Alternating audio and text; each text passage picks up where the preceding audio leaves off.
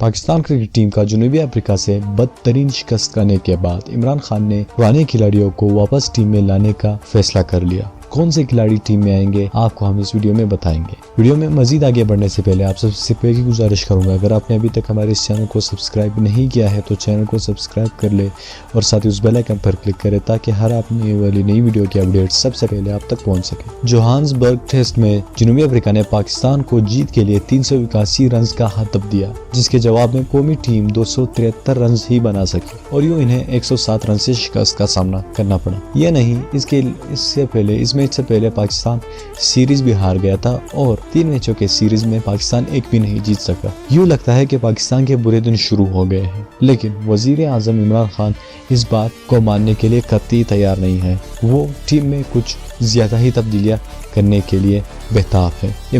وزیر اعظم عمران خان نے انٹرویو میں کہا کہ اب وقت ہے کہ ہمارے کھوئے ہوئے پلیئرز کو واپس لانے کے لیے، یعنی کہ وزیر اعظم عمران خان نے اشارتاً سلمان بٹ، محمد آصف اور شرجیل خان کی طرف اشارہ کیا۔ اب وہ تینوں پاکستان ٹیم میں واپس آئیں گے اور دکھائیں گے اپنا جلوہ کرکٹ کے میدانوں میں۔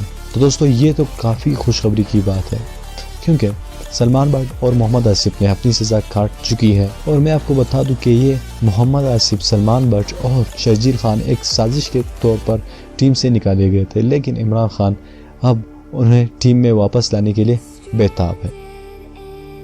سرفراز احمد کی ناقص کارکردگی کو دیکھتے ہوئے عمران خان نے شاید یہ بھی فیصلہ کر لیا ہے کہ اب ٹیم کا کپتان چینج کرنا پڑے گا، کیونکہ آئندہ کچھ مہینوں میں آ رہا ہے world cup, ICC world cup 2019 میں اس طرح کی ٹیم نہیں چلے گی، وہاں پر ایک تگڑی ٹیم اتارنی پڑے گی۔ تو اس کے لیے ایک اچھی ٹیم، ایک اچھی کیپٹن کا ضرورت درکار ہوگی۔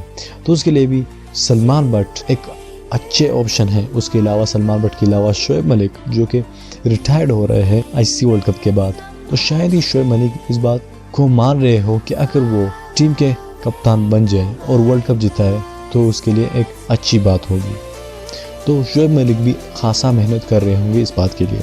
دوستوں، کپتان تو زیادہ ہے، سرفراز احمد کو تو بالکل ہی اپنے اوپر غرور نہیں کرنا چاہیے، کیونکہ اگر وہ تھوڑا سا اپنے آپ کو ہلائے تو کپتانی سے ہاتھ دھو بیٹھیں گے۔